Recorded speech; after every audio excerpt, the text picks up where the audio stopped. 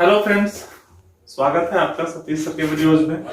और आज से मैं क्लास 9 का जो मैथमेटिक्स है आपका बिहार बोर्ड का, वैसे ये जो मैथ है वो एनसीईआरटी पूरे पैटर्न पर है। 9th 10th 11th 12th वो पूरे देश में जो है एनसीईआरटी पैटर्न ही है मैक्सिमम। ठीक है, तो आप चाहे एनसीईआरटी का बुक पढ़ रहे हो या बिहार बोर्ड का, उससे कोई दिक्कत नहीं है। ये सारे मैथ्स वही हैं और पैटर्न भी सेम है, सिलेबस भी सेम है। ठीक है, तो जो सबसे पहला हमारा चैप्टर है वो है नंबर सिस्टम। क्या है हमारा? नंबर सिस्टम, यानी कि संख्या पद्धति। आइए सबसे पहले इसकी कुछ चर्चा करते हैं। हमारे कुछ पुराने वीडियोज में भी इसकी चर्चा अच्छे तरीके से की गई है, तो थोड़े से हम शॉर्ट तरीके में चलेंगे और देखेंगे कि नंबर सिस्टम है क्या। तो देखिए, आपने क्लास बहुत ही 5th 6th में ही पढ़ा होगा कि अगर हम एक संख्या रेखा खींचे, नंबर सिस्टम लाइन, ठीक है, तो उस पर बहुत सारी संख्याएं जो नंबर्स जो है लाइज करती हैं, उपस्थित होती हैं। जैसे कि हमने इसमें 0 मान लिया तो 0 से 1, लेकिन उसके बीच में भी बहुत सारे अनगिनत अनकाउंटेड नंबर्स हो सकते हैं, कोई दिक्कत नहीं है इससे। अब देखिए, सबसे पहले थोड़ा सा इसकी फैमिली के बारे में बात कर लें कि ये कौन सी फैमिली होती है। तो शुरू में हमने बताया था, ठीक है, तो आइए थोड़ा सा देखते हैं कि जो सबसे छोटी फैमिली है, ठीक है, उसको नेचुरल नंबर्स की फैमिली कहते हैं। कौन सी फैमिली? नेचुरल नंबर्स की। ठीक है, नेचुरल नंबर्स क्या होते हैं? प्राकृतिक संख्याएं। ठीक है, प्राकृतिक संख्याएं का मतलब है कि वैसी संख्या जिसे हम काउंट कर सकते हैं, ठीक है, और काउंटिंग के नंबर्स होते हैं वो, ठीक है, और 1 से स्टार्ट होता है वो, ठीक है, बिगिंस विथ 1, यानी 1 से स्टार्ट होता है। कहां से? 1 से। जैसे 1 2 3 4 एंड सो ऑन। और ये अनंत है, ये खत्म कभी नहीं होती है, चाहे आप कहीं तक चले जाए, अनंत तक है, यानी कि ये इनफाइनाइट है, कभी खत्म ना होने वाला। ठीक है, तो ये नेचुरल नंबर का परिवार है। कौन सी फैमिली है? नेचुरल नंबर का फैमिली है। ठीक है, अब दूसरा जो होगा, अगर इसके परिवार में यदि हम 0 को इंक्लूड कर दें, 0 को इंक्लूड कर दें इसके फैमिली में, तो वो बन जाता है पूर्ण संख्याओं का परिवार। किसका? होल नंबर्स का। किसका? होल नंबर्स का वो बन जाता है। ठीक है, जैसे कि नेचुरल नंबर की ये फैमिली थी और इसमें यदि हमने 0 को भी इंक्लूड करा दिया, वो किसकी फैमिली हो गई? होल नंबर्स के, पूर्ण संख्याओं का। ठीक है, याद रखिएगा, यानी कि नेचुरल नंबर से बड़ी फैमिली किसकी है? होल नंबर्स की फैमिली है। क्यों? क्योंकि इसमें 0 भी शामिल हो गया। यहां पर कोई क्वेश्चन कह सकता है कि क्या सभी नेचुरल नंबर जो है वो होल नंबर है? तो हाँ, बिल्कुल है, सभी नेचुरल नंबर जो है होल नंबर है। लेकिन क्या सभी होल नंबर जो है वो नेचुरल नंबर है? नहीं, देखिए इतना पार्ट वो नहीं है। ठीक है, तो 0 तो चूंकि होल नंबर है लेकिन नेचुरल नंबर नहीं है। याद रखिएगा कि नेचुरल नंबर जब भी शुरू होता है तो 1 से स्टार्ट होता है। 1 2 3 4 5 6 7 8। आप कहेगा सर 1.1 तो नहीं, वो नेचुरल नंबर नहीं है। Natural number only counting numbers होता है। एक्चुअली इसका नेचुरल नंबर क्यों कहा जाता है? कि वो नेचर में हमें दिखता है। देखिए 1.1 आप कहते हैं तो वो आपको नेचर में दिखता नहीं है। हाँ, आप जैसे मैंने एक उंगली ऐसे की तो आप देख सकते हैं कि 1 है ये, फिर मैंने 2 किया तो आपको ये पता चलता है डायरेक्टली, ठीक है, कि ये 1 है, ये 2 है, ये 3 है। तो जो भी काउंटिंग नंबर्स होते हैं, इट मींस नेचुरल नंबर्स होते हैं, वो हमें नेचर में दिखते हैं। जैसे 1 पेड़ है तो कोई भी बच्चा देख के बता देगा कि हाँ 1 पेड़ है। ठीक है, 10 है, 50 है, 100 है, तो पता उसको हो जाता है कि ये काउंटिंग में है। ठीक है, लेकिन अगर √2 तो ये काउंटिंग मतलब नहीं है। तो ठीक है, तो हम नेचुरल नंबर में ओनली काउंटिंग नंबर्स को लेते हैं, लेकिन 1 से स्टार्ट होता है। ठीक है, उम्मीद है आप समझ पा रहे होंगे। आइए आगे बढ़ते हैं। अगर इसके फैमिली में, चूंकि हमारे पुराने वीडियो में ये सारी चीजें हैं, तो फिर हम थोड़ा सा स्पीड अप करते हैं। अगर हम नेगेटिव नंबर्स को भी ले लें, ठीक है, यानी कि होल नंबर की फैमिली में, ठीक है, और यदि हम नेगेटिव नंबर्स को भी ये कर ले, ठीक है, तो वो इंटीजर्स हो जाते हैं। क्या हो जाते हैं? पूर्णांक हो जाते हैं। ठीक है, इंटीजर्स हो जाते हैं। ठीक है, यानी पूर्णांक, यानी कि पूर्णांक में क्या होता है कि नेगेटिव पॉजिटिव इंक्लूडिंग 0। ठीक है, पूर्णांक क्या है? फिर से ध्यान दीजिएगा, थोड़ा सा हम आराम से चलते हैं। सबसे पहले हुआ प्राकृत, फिर हुआ पूर्ण, फिर हुआ पूर्णांक। ध्यान से समझिएगा, सबसे पहले हमने चर्चा की प्राकृतिक संख्याओं की यानी काउंटिंग नंबर्स। यदि उसके परिवार पे हम जीरो को शामिल कर दे तो वो कौन सा परिवार कहा जाएगा, वो पूर्ण संख्याओं का परिवार हो जाएगा, ठीक है। फिर यदि उसमें हम नेगेटिव यानी कि माइनस वाले संख्याओं को भी हम इंक्लूड करते हैं उस फैमिली में, तो वो क्या हो जाएगा, पूर्णांक का परिवार हो जाएगा यानी कि इंटीजर्स का हो जाएगा, ठीक है, फैमिली। अब चलिए, ये तो हो गया हमारा, नेगेटिव भी आ गया, पॉजिटिव भी आ गया, लेकिन क्या ऐसा ही है कि केवल यही नंबर्स हैं? नहीं। आप कोई बच्चा आपसे सवाल पूछेगा कि सर ठीक है, आपने तो ये कह दिया कि ये नंबर्स है, 3 नंबर तो हमें समझ में आ गई कि प्राकृतिक है, पूर्ण है और पूर्णांक है, नेचुरल है, होल नंबर्स है और इंटीजर्स है, ये तो समझ में आ गया हमारे। अब बताइए कि क्या ये 1 और 2 के बीच में भी नंबर है या नहीं, कि बिल्कुल लाइज ही नहीं करता है कोई नंबर? तो हम ये कहां से लिखते हैं? वो बोलेगा बच्चा सर 1.1 क्या है, 1.1 क्या है, ठीक है। फिर कोई बच्चा बोलेगा कि सर 3/4 ये क्या है, ठीक है। अब हमें जवाब देना पड़ेगा, तो हम बताएंगे कि देखिए ऐसा नहीं है, इन दो के बीच भी बहुत सारी संख्याएं लाइज करती है। ऐसा नहीं है कि बिल्कुल अपरिमित है, इनफाइनाइट है, इतनी संख्या है, वी कांट काउंट देम, ठीक है, हम उन्हें गिन नहीं सकते हैं, इतनी संख्या है उसके बीच में, ठीक है। तो अब वो क्या होता है, उसको हम 2 कैटेगरी में डिवाइड करते हैं, ठीक है। अब यहां से आपका चैप्टर मेनली स्टार्ट होता है, ठीक है, कि जब हम वैसी संख्याओं की बात भी करें कि जो 2 नंबर्स के बीच भी लाइज करती है, ठीक है। वो फ्रैक्शनल वैल्यू हो सकता है, डेसिमल में हो सकता है, ठीक है, तो उसकी हम चर्चा करेंगे। और तब हम 2 महत्वपूर्ण विषयों को समझेंगे, टॉपिक्स को समझेंगे, वो है रेशनल और इरेशनल, ठीक है, परिमेय और अपरिमेय, ठीक है। तो अगर हम थोड़ा सा इसको खत्म ही कर देते हैं यहाँ पे, फिर हम स्पेसिफिक उसी पे चर्चा करेंगे, रेशनल और इरेशनल पे। तो अगर इसके परिवार में हम रेशनल और इरेशनल, यहां पर आ गया परिमेय और अपरिमेय, उसका परिवार आ जाएगा यहां, और उससे भी जो सबसे बड़ा बनेगा वो बनेगा फिर क्या, रियल नंबर्स का। किसका? रियल नंबर्स का, ठीक है, फैमिली बनेगा। ओके,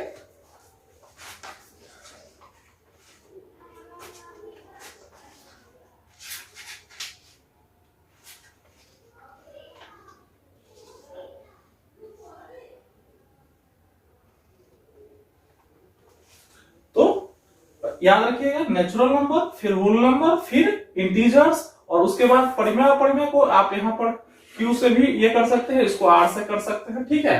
तो ये हमारा पूरा फैमिली होगा। और रियल नंबर जब आ गया, वास्तविक संख्या है, तो उसके अलावा एक और है काल्पनिक संख्या, लेकिन आपको चूंकि उससे वास्ता नहीं है, 11th क्लास में जब आप जाएंगे तो आपको उससे पाला पढ़ना है, ठीक है। तो आप सिर्फ समझिएगा कि रियल नंबर्स, रेशनल, इरेशनल, ठीक है, इंटीजर्स, होल नंबर और नेचुरल नंबर, ये पूरी फैमिली है, ठीक है। और हर एक फैमिली दूसरे से, छोटी वाली से बड़ी है, ठीक है। अब हम विशेष रूप से जो चर्चा करेंगे वो करेंगे परिमेय और अपरिमेय पर। चलिए इसको थोड़ा सा हम लाइन को ऐड कर दें इसमें, कि इसमें हो जाएगा परिमेय और अपरिमेय, और फिर वास्तविक संख्या, ठीक है। ये इसका पूरा फैमिली है, छोटा फैमिली, फिर उससे बड़ा, फिर उससे बड़ा, फिर उससे बड़ा, फिर उससे बड़ा, ऐसे ये चलता है, ठीक है। तो आप इसको हो सके तो नोट डाउन कर लीजिए। और हाँ, अब हम विशेष रूप से जो चर्चा करेंगे वो करेंगे परिमेय और अपरिमेय, ठीक है।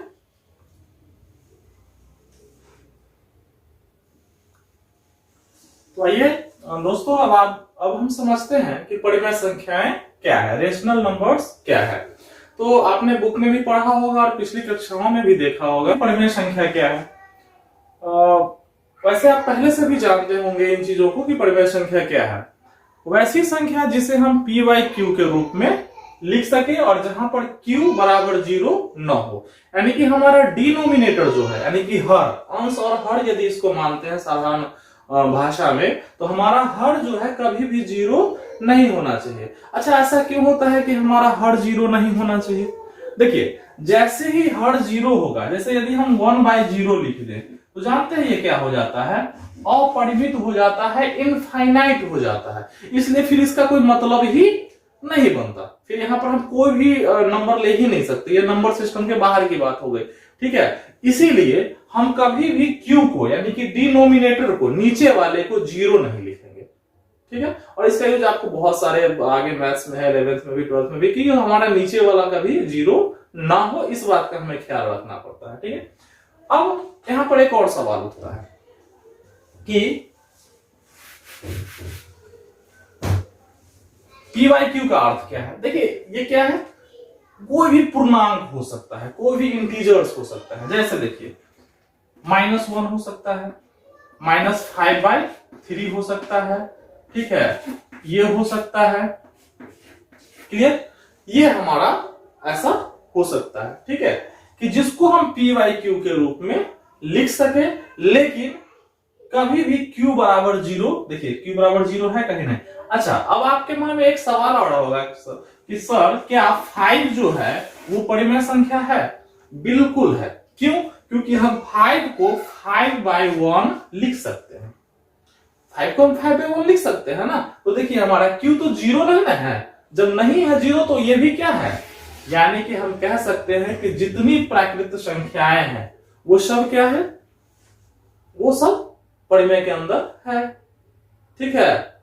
जितनी पूर्ण है वो भी क्या है, परिमेय के अंदर है। अच्छा पूछेगा क्यों, 0 को ले लीजिए उदाहरण के लिए, ठीक है, कि 0/1 हाँ हो सकता है, तो ये 0 होता है ना, कोई दिक्कत नहीं है। हमारा सिर्फ डिनोमिनेटर नीचे वाला 0 नहीं होना चाहिए, 1 हो सकता है, कोई दिक्कत नहीं है। तो हमारा जितनी भी पूर्ण संख्या है वो क्या है, परिमेय संख्या है, ठीक है। उसके बाद जितने भी पूर्णांक हैं, इंटीजर्स हैं, वो सब क्या है, परिमेय संख्या है। कैसे? आप पूछिएगा सर बताइए कैसे। तो हमने अभी बताया कि यदि हम -5 को कह दें पूर्णांक में, अच्छा पूर्णांक तो ये भी है, पूर्णांक तो ये भी है, पूर्णांक तो ये भी है, सारे तो इंटीजर्स ही है, ठीक है। तो ये क्या, ये जो है, ये पूर्णांक जो है, ये जो इंटीजर है, क्या वो रेशनल नंबर है, परिमेय संख्या है? यस, बिल्कुल है। कैसे है? क्योंकि हम इसको -5/1 लिख सकते हैं। हमें सिर्फ q को 0 नहीं करना है, यानी नीचे वाले को हमें 0 नहीं करना है, नहीं तो उससे क्या नुकसान होता है कि वो इनफाइनाइट हो जाता है, अपरिमित हो जाता है, फिर उसका मतलब कुछ नहीं रह जाता है, ठीक है।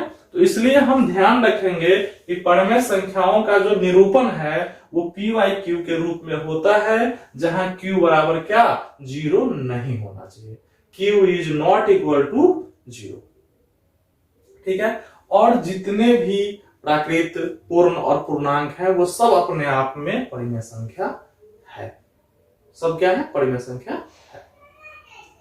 उम्मीद है आप समझ पा रहे होंगे। थोड़ा सा वीडियो को 1-2 बार देखिएगा, फिर आपको समझ में आ जाएगा। आगे कुछ कथन है, स्टेटमेंट्स है, उस पर चर्चा करते हैं।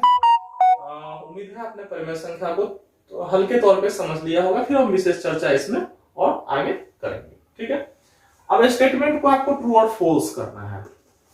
आप खुद भी ये लगाइएगा अपना कि प्रत्येक पूर्ण संख्या प्राकृत संख्या है। अब बताइए कि क्या प्रत्येक पूर्ण संख्या जो है वो प्राकृत संख्या है? सोचिए, देखिए प्रत्येक प्राकृत संख्या जो है वो पूर्ण संख्या है। क्यों?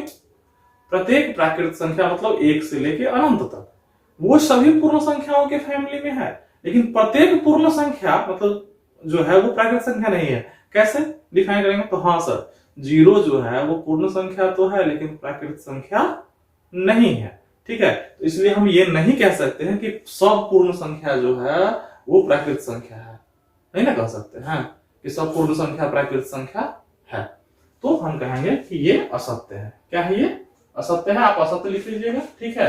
हम इसको क्रॉस करते हैं, ठीक है। हाँ, यही सवाल अगर जस्ट रिवर्स कर दे कि क्या सभी प्राकृत संख्या पूर्ण संख्या है, तो हाँ बिल्कुल है, क्योंकि पूर्ण संख्या फैमिली में 0 से लेकर अनंत तक है, ठीक है। लेकिन सभी पूर्ण संख्या प्राकृत संख्या नहीं है, ठीक है। चलिए आगे बढ़ते हैं। दूसरा, प्रत्येक पूर्णांक एक परिमेय है। अभी अभी हमने चर्चा किया है कि हाँ प्रत्येक पूर्णांक जो है वो क्या है, परिमेय है, क्योंकि उसके बटे में यदि हम एक लिख दें तो वो पी बाई क्यू का फॉर्म ले लेता है, रूप ले लेता है। और परिमेय संख्या का तो यही मतलब है कि पी बाई क्यू के फॉर्म में आ जाए और क्यू जीरो नहीं आना चाहिए। ठीक है, तो हाँ, प्रत्येक पूर्णांक जो है, total integers, all integers are rational, all integers are rational, कोई उसमें दो राय नहीं है। ठीक है, क्योंकि सबके एक में करके हम पी बाई क्यू का फॉर्म ला सकते हैं। और पूर्णांक क्या होता है?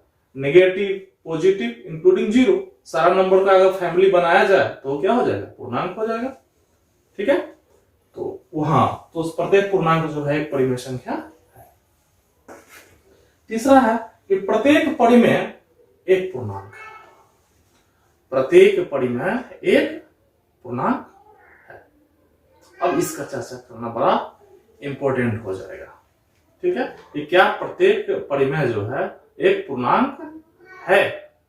तो ऐसा सोचिए कि अगर हम 4/5 ले लें तो ये परिमेय संख्या तो है, ये परिमेय संख्या है ना जी।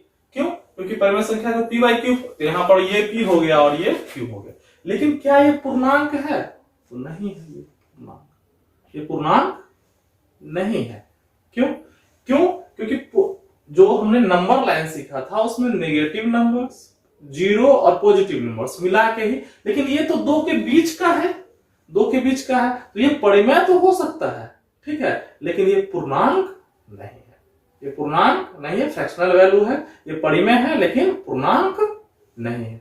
फिर थोड़ा सा दिमाग पर जोर लगाइए कि प्रत्येक पूर्णांक एक परिमेय है, लेकिन प्रत्येक परिमेय एक पूर्णांक हो ये जरूरी बिल्कुल नहीं है।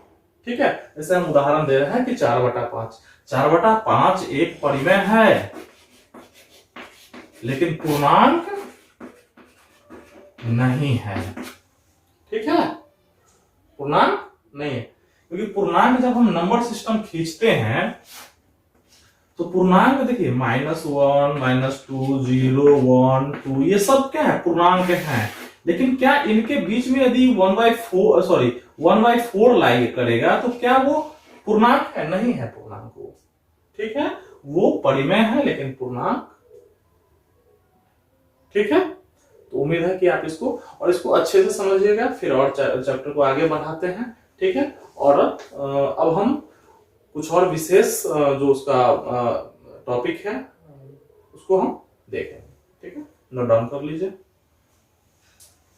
अब ये परिमेय संख्या के बारे में जो एक इंपॉर्टेंट बात है वो देखते हैं। वो सबसे पहले आप जान लीजिए कि अगर कोई नंबर सिस्टम है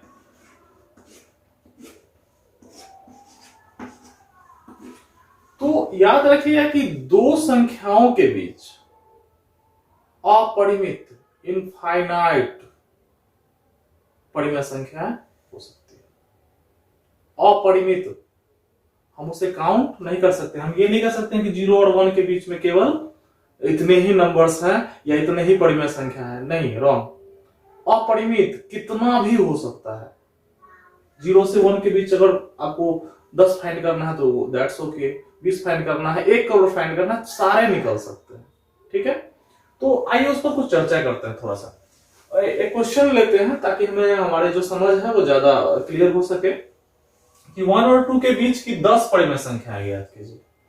बहुत मस्त क्वेश्चन है। ठीक है, तो याद रखिएगा सबसे पहले हम जितना परिमेय संख्या आपको इसके और इसके बीच में निकालना है उसमें एक जोड़ लीजिए, तो 11 हो गया। कितना हो गया? 11। ठीक है, तो चलिए 1 और 2 के बीच में, ठीक है, हमें कितना? 10 परिमेय संख्या निकालनी है। ठीक है, तो आपको 10 निकालना है तो आप उसको क्या कर लिए कि 10 + 1 = 11 मान लो। और 11 को कहां रख दीजिए? P बाई Q करना है ना हमें, तो Q में आप 11 रख दीजिए। ठीक है, और अब 1 कैसे आएगा? तो हम जब 1 कब आता है? जब हम 11/11 करते हैं। ध्यान से समझिए कि हमें किसके किसके बीच निकालना है? 1 और 2 के बीच में, 1 और 2 के बीच में हमको निकालना है। ठीक है, वन कैसे आएगा? जब हम 11/11 करेंगे। आप पूछेगा सर 11 क्या? तो सिंपल है, आपको जितना निकालना रहे ना, एक तरीका है निकालने का, ठीक है। और भी तरीके हैं लेकिन ये सिंपल तरीका है कि जितना भी आपको निकालना है उसमें एक जोड़ के आप उसको डिनोमिनेटर बना दीजिए, हर बना दीजिए, नीचे वाला क्यू, ठीक है, और उसको नीचे लिख दीजिए। और अब ऊपर हमने 11 क्यों लिखा तो हम बताते हैं। देखिए 11/11 ही तो 1 होता है। जैसे 11 से 11 कट जाएगा तो कितना होगा? 1 हो जाएगा। अच्छा 2 कब होगा? अच्छा इसके बटे में भी हम 11 कर दें, लेकिन ये कब होगा? 2 कब आएगा? जब हम यहां पर क्या करेंगे? 22 लिखेंगे, यानी कि 22 लिखेंगे। देखिए 11 दूनी 22 और 11 है, 1 और 2 हो गया इसकी वैल्यू। अब हमें इसके बीच लिखना है तो बहुत आसान है। देखिए 12/11, 13/11, 14/11, 15/11, 16/11, 17/11, 18/11, 19/11, ठीक है, 20/11 और 21/11। ये मेरा सिंपल सा हो गया कि हमारा जो है 1 और 2 के बीच में हमारे 10 नंबर्स जो हैं वो यही है। कौन? 12/11, 13 ऐसे करके 21/11 तक, ठीक है। चूंकि 22/11 करेंगे फिर तो ये कट के 2 आ जाएगा, ठीक है। तो फिर इन दोनों के बीच है ना हमें फाइंड करना, ये तो लेना नहीं है और ना ही ये लेना है, इसलिए हमने इसको भी नहीं लिया और इसको भी नहीं लिया। देखिए इसको भी नहीं लिया और इसको भी नहीं लिया, और इसके बीच में हमने सारे नंबर्स 11 से लेके 21 तक लिख दिए और हमारा डिनोमिनेटर चेंज नहीं हुआ, ठीक है। आप कहिएगा सर ये आप तो ठीक है फ्रैक्शन में लिख दिए, लेकिन थोड़ा जस्टिफाई कीजिए कि ये जो है इसके बीच ही लाइज करता है। बिल्कुल करता है। आप किसी को भी डिवाइड कर लीजिए, 11 से 13 को डिवाइड करते हैं, थोड़ा सा देखिएगा।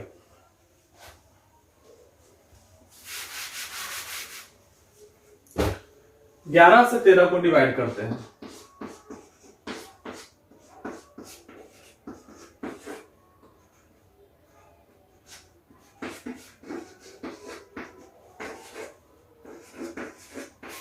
अप्रोक्स ये आया वैल्यू, ठीक है, थोड़ा और कटता लेकिन अप्रोक्स और ये वैल्यू आया। तो 1.18 1 से ज्यादा है कि नहीं है?